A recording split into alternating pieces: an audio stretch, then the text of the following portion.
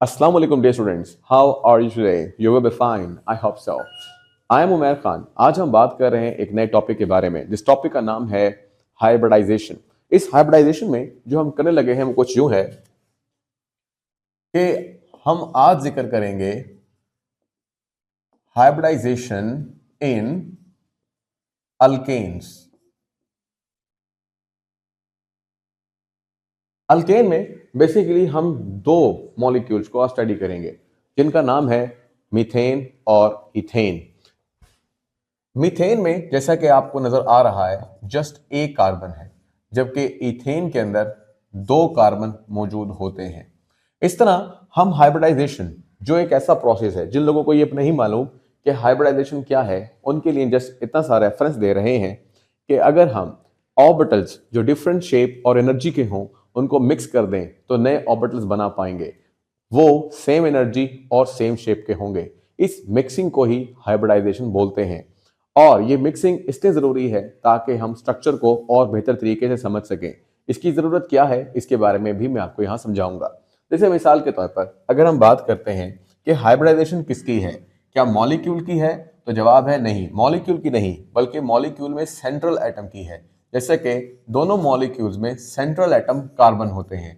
Carbon की अगर electronic configuration देखी जाए तो वो कुछ इस तरह से है: 1s2 2s2 2px 2py and 2pz. इनमें कुल इलेक्ट्रॉन देखे जाएं तो टोटल 6 हैं, 1 2 3 4 5 6. आप ये देख सकते हो कि इसमें लेवल्स को डिफरेंट रखा गया है. जो लोअर एनर्जी में हैं उन ऑर्बिटल्स को नीचे और जो हाई एनर्जी के ऑर्बिटल्स हैं उनको ऊपर रखा गया है. इस तरीके से हम डिफरेंट इलेक्ट्रॉनिक कॉन्फ़िगरेशन देखते हैं. लेकिन बेसिकली जो हम इलेक्ट्रॉन्स फोकस करेंगे वो इलेक्ट्रॉन सिर्फ वैलेंस शेल के होंगे, यानी जिनके साथ 2 लगा है, 2s और 2p. इसका मतलब है second shell is a valence shell in carbon atom. For example, if we talk about this situation, then this is a ground state. Ground state shows the normal state of electrons which are present in atomic orbitals. When we move to the next state, which is called excited state, in this state one electron जो कि 2s में होगा will jump into the 2pz, and in this way the next state will be written as 2s1 2px1 2py1 and 2pz1. अब मैं आपको वो बताने लगा हूं जो मैंने आपको पहले कहा था कि हाइब्रिडाइजेशन की जरूरत आखिरकार क्यों पेश आती है. तो हाइब्रिडाइजेशन में कुछ ये था कि अगर कार्बन की नॉर्मल या ग्राउंड स्टेट में देखें तो इलेक्ट्रॉन्स सिर्फ और सिर्फ दो पाए जाते हैं, यानी कार्बन शुड बी डाइवैलेंट. तो कार्बन की वैलेंसी अगर 2 है तो हम देख रहे हैं कि कार्बन आमतौर पर 2 वैलेंसी नहीं रखते. तो कार्बन की वैलेंसी डिफरेंट कंपाउंड्स में जो नॉर्मली शो होती है वो 4 होती है. तो एक्साइटेड स्टेट में जाने के बाद आप देखेंगे 1 2 3 4 3 ऑर्बिटल्स आर हाफ फिल्ड और पार्शियली फिल्ड. और ये बात दिमाग में रहे कि हाफ फिल्ड ऑर्बिटल में मौजूद इलेक्ट्रॉन ही बॉन्डिंग बनाते हैं. So if there are half filled orbitals, half filled मतलब 2 में से एक, अगर एक एक इलेक्ट्रॉन होगा तो ही वो बॉन्ड बना पाएगा. तो ये है जी एक reason why we do hybridization. अब सवाल ये है कि क्या एक्साइटेड स्टेट बरकरार रहती है? नहीं, एक्साइटेड स्टेट बरकरार नहीं रहती, बल्कि एक्साइटेड स्टेट में एक ऐसी स्टेट आने लगती है जो इससे ज्यादा स्टेबल होती है, जिसका नाम 2 ही हो सकता है, या तो वो ग्राउंड स्टेट होगी या फिर वो होगी हाइब्रिडाइज्ड स्टेट, और यही हमने बनानी है. अब हाइब्रिडाइज्ड स्टेट में जाने से पहले मैं आपको कुछ शेप्स के बारे में बताना चाहता हूं. अगर हम एस की शेप देखें तो वो स्फेरिकल होती है, जिसको आप ऐसे गोल शो कर सकते हो. पी की शेप आप पी एक्स के तौर पर एक्स एक्सिस पर ले सकते हो. इसी तरह से पी वाई की शेप वाई एक्सिस पर मौजूद है. जैसे कि हम लिख सकते हैं इसको 2py भी लिख सकते हैं क्योंकि कार्बन के लिए 2py.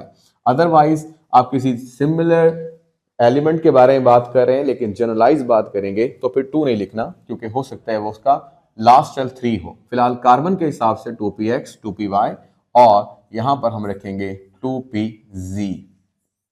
ये सब के सब P जो हैं, यानी तीनों P जो हैं वो डम्बेल शेप में होते हैं. जबकि एस जो है वो स्फेरिकल शेप में होता है। शेप बताना इसलिए जरूरी समझा गया है कि शेप भी तब्दील होगी जब हम हाइब्रिडाइज स्टेट में जाएंगे।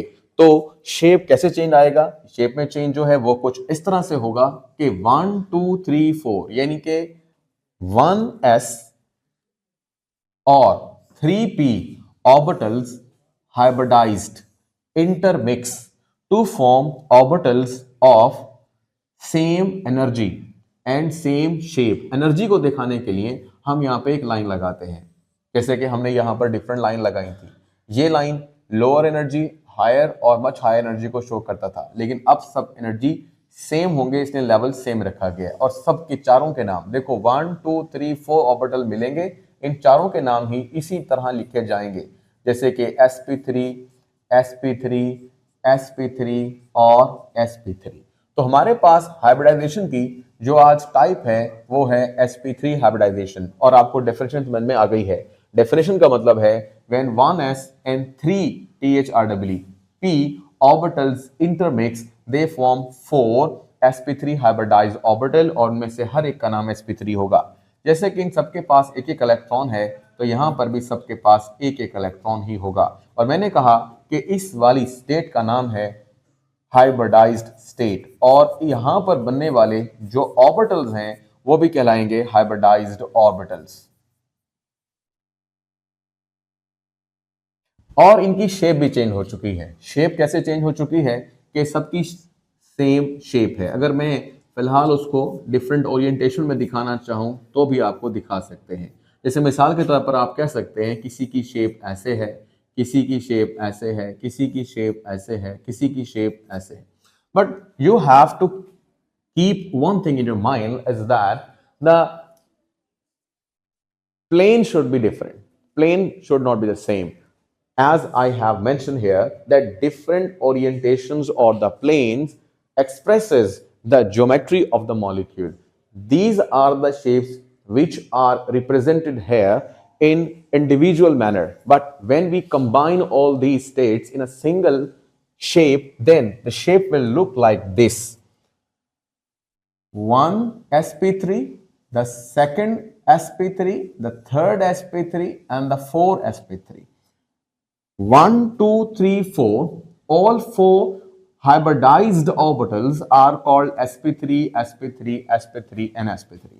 Now if you want to look into the center, it is the nucleus of a carbon. So carbon shows a tetrahedral geometry like this.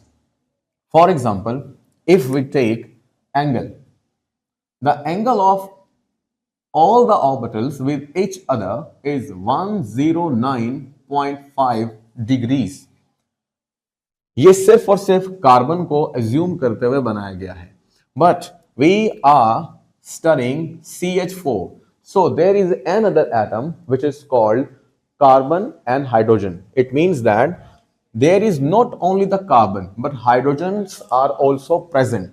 It means if the hydrogens are here to overlap with the carbon, it is the atom of carbon I am presenting in a dotted lines. So hydrogen is expresses with a dotted line also in this shape.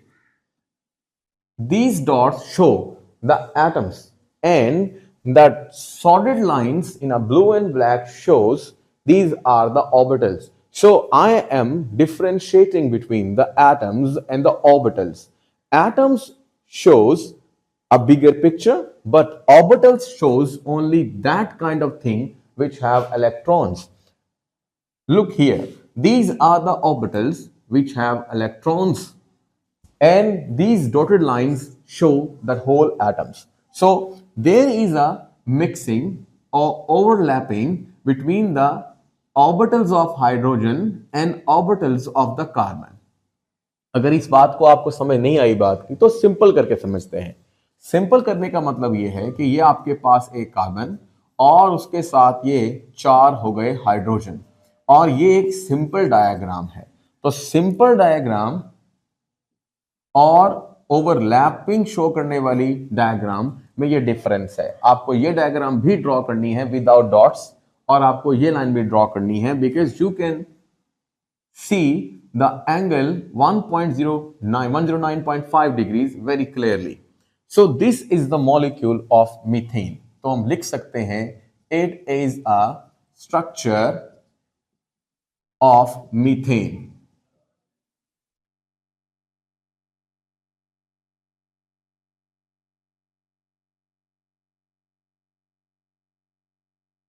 अब हम इसी structure of methane को convert करेंगे in the structure of ethane और same kind की ही हमारी यहां पर एक्सप्लेनेशन होगी. जैसे मिसाल के तौर पर now we have two carbon atoms. Just look in a simple way the carbon with three hydrogen in each. So we have to make a diagram of one carbon just like this, which I have already mentioned. For example, this is a tetrahedron 1, 2, 3 and 4 for a single carbon or the first carbon. Now, the same diagram should be here with the second carbon, which is like this. 1, 2, 3 and 4. So in the middle the carbon represents the nucleus. Please keep one thing in your mind that each sp3 hybridized orbital has one electron. So here are electrons as well in all loops. In this way the one carbon which is shown in the black color overlap with the other carbon which is shown in the blue color have two electrons common. Common electron shows there is a covalent bond. But in this type of geometries, we don't show electrons. But keep in mind, the electrons are here and they have a mutual relationship and they make covalent bond. So these show a bond, but what we will mention here is type of overlapping. The bond formed, the overlapping is done. So we don't show the mutual sharing of electrons, but we always write overlapping or the type of overlapping. The type of overlapping is sp3 sp3. The sp3 from one carbon and second sp3 hybridized orbital from the other carbon overlap to make a bond. So a bond is formed. This bond is called sigma bond. Why? Because it is a head-to-head overlap. Always head-to-head overlapping or linear overlapping make a covalent bond called sigma bond. So both the carbons have sigma bond. This bond is also mentioned here. Now we look into another thing which is about the hydrogens. So each carbon has 3 hydrogen. The 1, 2, 3 hydrogens. This kind of overlapping is called sp3 from the carbon and s from the hydrogen, because hydrogen has only one electron in its s orbital. So s from the H and sp3 from the hybridized carbon. This overlapping makes a bond which is also a sigma bond, and the overlapping is sp3 s overlapping. The same situation arises with the other or a second carbon and same geometry is formed. I just write here very rapidly. H, H, H. The single bond, single bond, single bond, single bond, single bond.